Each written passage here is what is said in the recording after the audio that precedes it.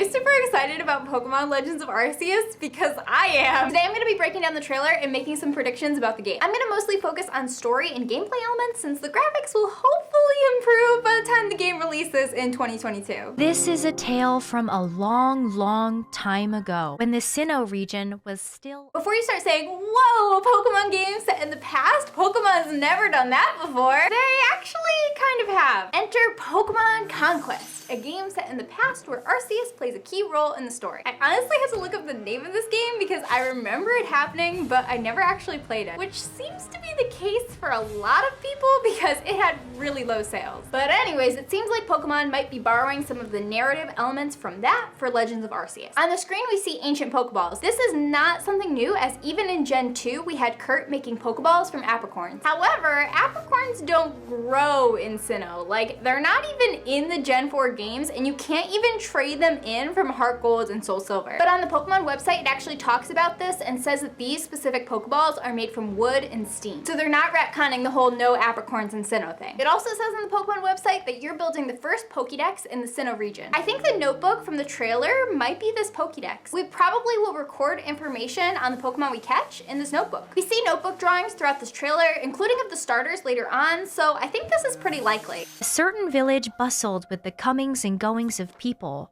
I don't know for sure which village this is, but I'm guessing it's an early version of Eterna City. The Gen 4 games say Eterna City is one of the oldest in Sinnoh, so time period checks out. Also, if you look at the layout of Eterna City and the layout of the city in the trailer, they mostly match up, what with the main street being framed by houses and then hills. While in the mountains and seas, Pokemon roamed as they pleased. This implies that we could see different species of Pokemon than we do in modern Sinnoh, potentially migrating to and from the region. But realistically, I think this will most likely be used to justify us catching legendaries from other regions, especially the ones that roam anyways, like the birds and beasts. In this part of the trailer, it looks like there might actually be different times of day. I think the game might tie into the real world clock with different Pokemon appearing based on the time of day and potentially even the time of year. Based on this part, it looks like we will be able to sneak up on wild Pokemon to try to catch them, but then they show the trainer battling and then catching a wild Pokemon. This is super cool because it seems like we're gonna have multiple options for how to catch Pokemon. Like maybe if the trainer snuck up better or threw a better Pokeball, they wouldn't have had to have fought the Rhyhorn. This would add a whole new layer to catching Pokemon. Now some people think that the Bidoof here can't see the trainer, but I think this is actually showing that some Pokemon are more hostile than others because immediately after this,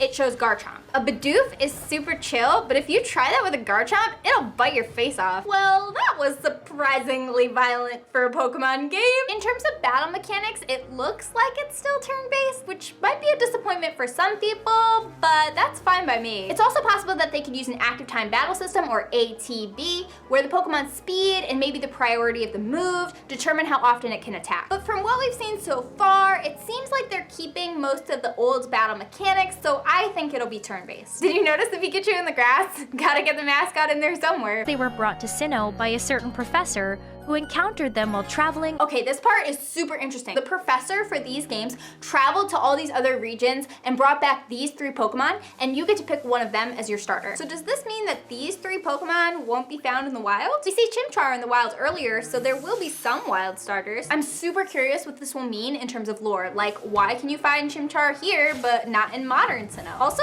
who is this professor? I don't even have a guess for that.